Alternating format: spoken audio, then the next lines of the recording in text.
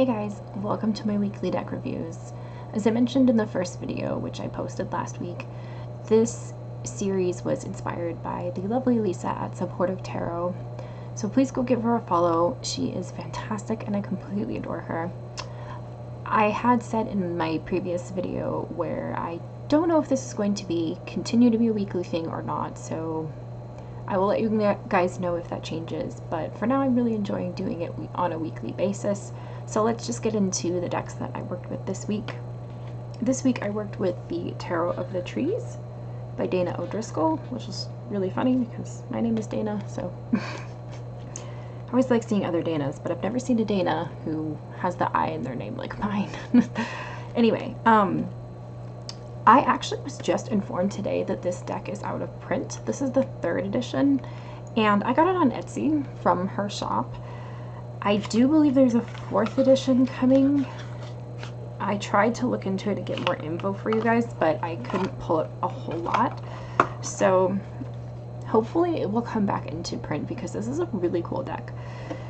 It is just a kind of petite little poker-sized deck. I edged mine in black because it has these black borders, and it is all trees. I'm hoping the glass is not too difficult here, but I really enjoy this deck quite a bit. I have always been deeply connected to trees growing up in Washington State in the Pacific Northwest. My other favorite thing about this deck is that each of the minor suits are the 4 seasons, and I am so impressed by the artist's ability to convey the emotion behind the cards through trees. Like, that is a true feat. That is incredibly impressive, and I love this deck so much. There is a guidebook with it, however there is a guidebook I know that you can get, however I did not when I purchased it, but I think I probably will at some point. I think the guidebook is still available. There's my cat. Nuh-uh. She's like, but Mom.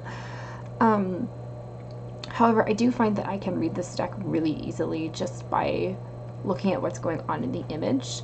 So you absolutely could do it without the guidebook. However, I do prefer to have guidebooks because I really want to know the creator's intention behind their art and how they chose to see the tarot the way that they did. I just find that really fascinating.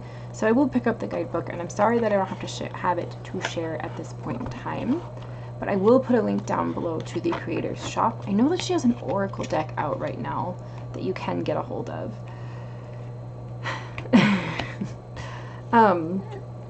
But I do think Tarot of the Trees is out of print right now. Okay, come here, sweetheart.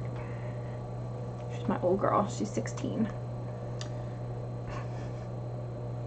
Anyway, for the Oracle deck that I worked with this week, I worked with the Maiden Oracle. This is by Layla and Olive. I do think this deck is going out of print. I don't know if it's still available. I think it might be.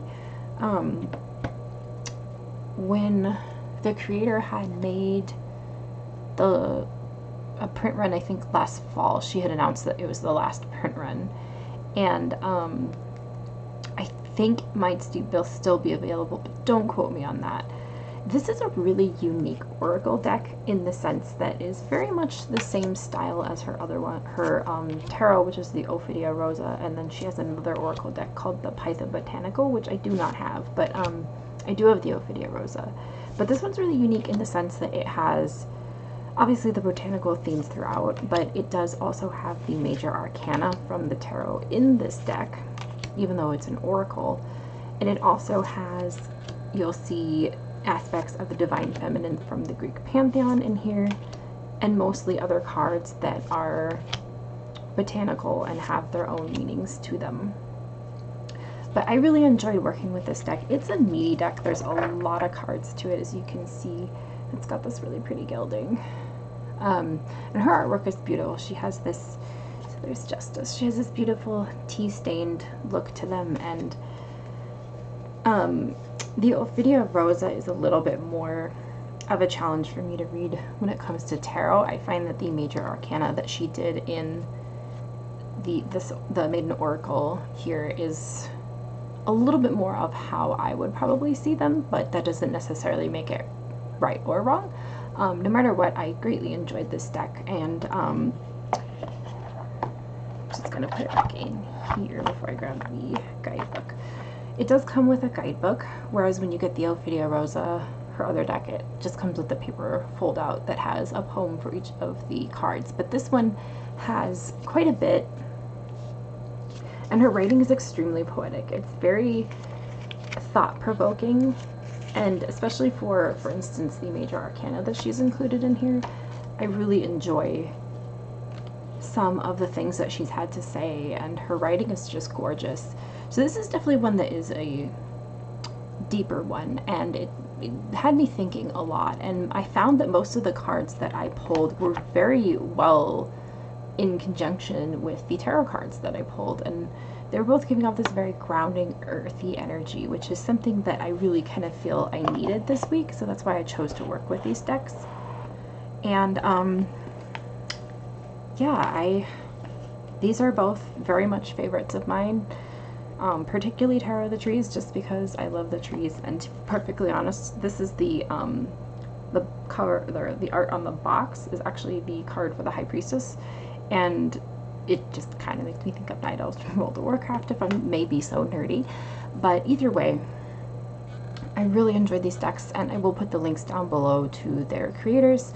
Hopefully Tarot of the Trees will come back into print, because it's a really beautiful little deck. And the Maiden Oracle, as far as I know, as I said, the creator said that she, what she had available was the last print run.